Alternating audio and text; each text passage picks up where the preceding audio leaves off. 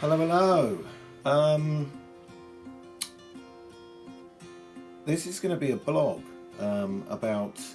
Well, it's going to be a blog about two things really. It's going to be a blog about depression and anxiety, and my journey to fixing myself. Now, I've gone through the usual, um, drugs, so antidepressants, which I take on a regular basis still, therapy, you know, um, all those kind of things, and they definitely have their place. At the moment, I'm still taking my drugs, and I don't think I'll come off them at the moment.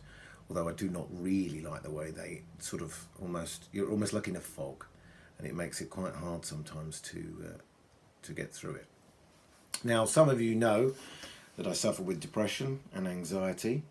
Some of you may not know how serious it has become or has been over the last few years. Now, I'm not talking about wanting to commit suicide or anything like that.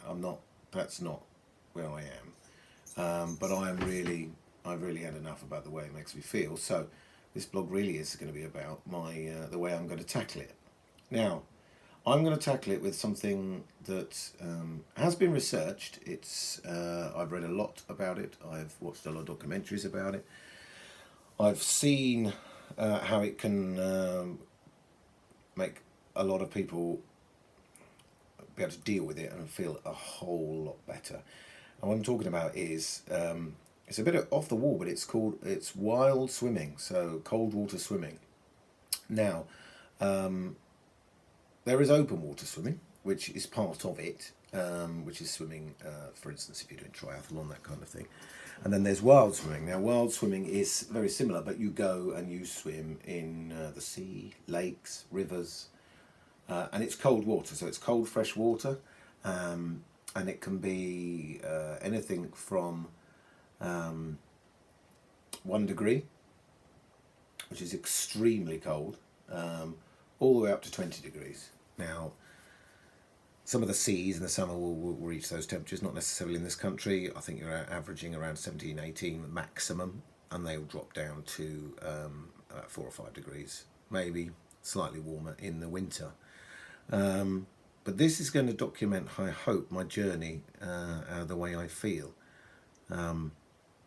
So, how have I gone about starting? Well, apparently you have to get into it gradually, because immersing yourself in cold water has a thing called cold water shock response, which I've done a lot of research on. So it's about, I've started having the cold showers. Now, whew, I tell you what,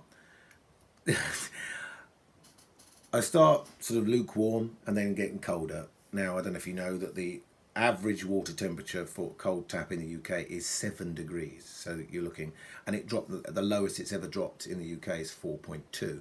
So once you get down to 7 degrees, that really does give you a good grasp. So that's a cold shower every day.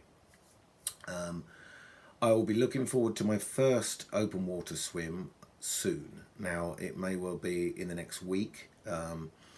I've got some equipment coming, so things like a wetsuit, some gloves. I've got some water shoes, which sometimes is quite handy if you don't know what's on the bottom. So yeah, watch this blog. I'm hoping that it's going to prove useful. But even after the cold shower, it's an amazing feeling.